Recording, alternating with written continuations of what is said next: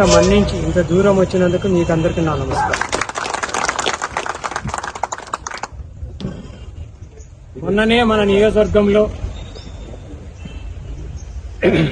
Party incharge మార్పిడి జరిగింది. దాని విషయమై సమాలోచనై మనం ఎలా పోవాలి, ముందుకి మనం ఏం నిర్ణయించుకోవాలని ఈ సభ ఏర్పాటు చేసింది.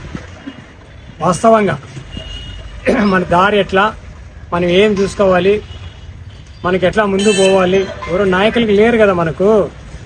అందుకోసం మనం ఎంత ముందుకు పోవాలని ఒక మాట కోసం నిర్ణయించుకోవడానికి మిమ్మల్ని అందరినీ ఇక్కడ ఆహ్వానించి నాయకులంతా ఒక మాట మీద ఉండి మేమంతా నిర్ణయించుకొని ఎలా ముందుకు పోవాలని చెప్పి ఆలోచనతో మేమంతా ఈ సభ ఏర్పాట్లు జరిగింది. అది నిన్న రాత్రి నుంచే. ఇది చాలా మంది జనం కూడా తెలియదు, ఇంకా చాలా మందికి కూడా తెలియదు, చెప్పలేదు కూడా ఎందుకు అంత పెద్దగా తీసుకోవాలా దీన్ని అని. ఇంత లోపల పెద్ద ఆయన చెన్నకేశ్ రెడ్డి గారు ఫోన్ చేశారు. తెలిసిందేమో ఈ సమావేశం ఏర్పాటు చేసింది.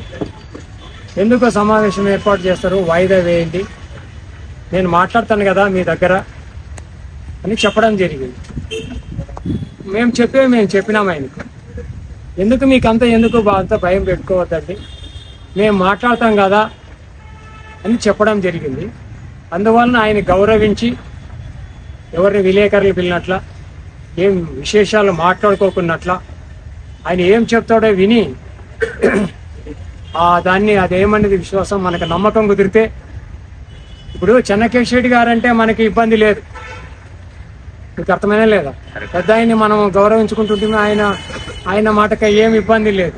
ఇప్పుడు చెన్నకేశ్ రెడ్డి నుంచి కూడా చేతులు మారింది, 3వ తరం పోయింది. ఇప్పుడు ఆయన కొడుకు కూడా కాదు, 3వ తరం పోయింది, పిల్లోనికి పోయింది.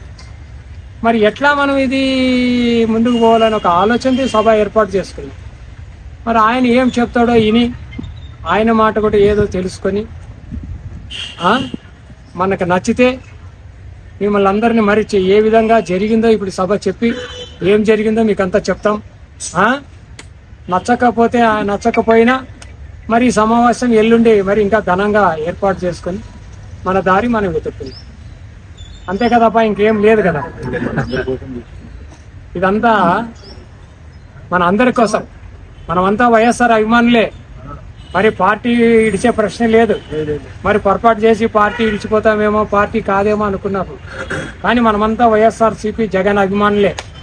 కానీ ఈ యొక్క జరిగిన వలన ఎవరో ఇప్పుడు మరి థర్డ్ పర్సన్ వచ్చినందువలన, అదే పెద్ద అయినా కానీ మనకి రేణుకమ్మ కానీ ఏం పర్వాలే, మనకేం ఇద్దరు ఎవరైనా పర్వాలే. కానీ ఇప్పుడు మరి కొత్త వ్యక్తి వచ్చినాడు, వాళ్ళు మరి మనల్ని ఎలా చూసుకుంటారో కూడా తెలియదు, మనల్ని పిలిచింది లేదు. కాబట్టి ఈ సమావేశం వాళ్ళతో మాట్లాడిన తర్వాత మరి నిర్ణయం తీసుకొని జరుగుతుంది. ఈ నిర్ణయాన్ని మరి ఈ విధంగానే మేము సభాముఖంగా చెప్తాము. అది మరి సక్సెస్ అయితే ఓకే, సంతోషం కావాలా కదా. సక్సెస్ అయితే సంతోషం, సక్సెస్ కాలేకపోయినా మరి ఎల్లుండి మీటింగ్ అర్థమైంది కదా.